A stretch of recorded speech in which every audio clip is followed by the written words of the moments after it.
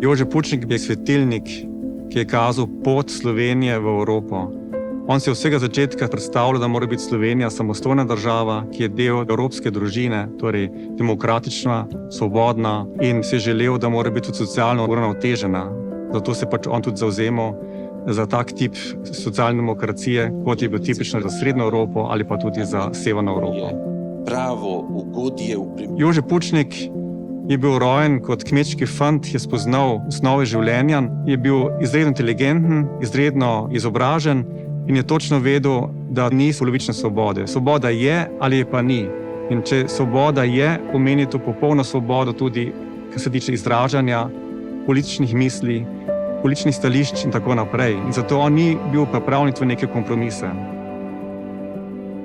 Jože Pučnik je bil disident, ker v Sloveniji, oziroma takrat Jugoslaviji, ni imel možnosti, da bi se svobodno izražal in da bi tukaj lahko tudi preživel. Zato je bil primoran iti v Nemčijo in je tam bil v isti situaciji, kot so bili drugi disidenti iz vzhodne Evrope. Po eni strani je sledil svojem prepričanju, da tukaj ni kompromisov, ko gre za svobodo. Po drugi strani pa to pomenilo izgnanstvo in trpel je, ker je ljubil svojo domovino, ker je ljubil Slovenijo.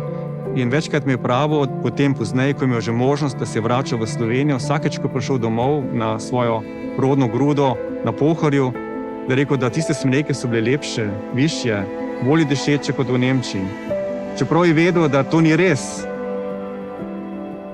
Živel je v Nemčiji v času, ko so bili socialdemokrati na oblasti, in v tistem času je bil zvezni kancler Helmut Schmidt, človek, ki je vedel, da je treba s socialnimi korektivi uravnotežiti kapitalizem, in z tega vidika je bil on tipičen zagovornik socialdemokracije Jože Pučnik, tako kot so bili takrat ključni socialdemokrati na evropski ravni.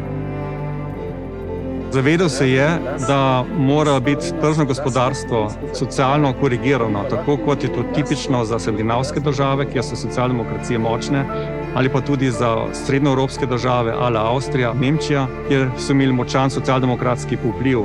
Za razliko od anglosaksonskih modelov, ki je zagovarjal klasično kapitalistično pot. Z tega vidika si želel za Slovenijo isto, biti del te srednjeevropske, severnoevropske socialdemokratske družine. Jugoslavije ni več. Gre za Slovenijo. Za njega je bila osamosvojitev in demokratizacija Slovenije ključni cilj vsega njegovega političnega udejstvovanja. In to je pomenilo, kar je poznal v Zahodnji Evropi. Svobodno družbo, neobremenjeno družbo, možnosti za razvoj, pravno državo. To je vse bilo za njega zapakirano v to zgodbo osamosvojitve.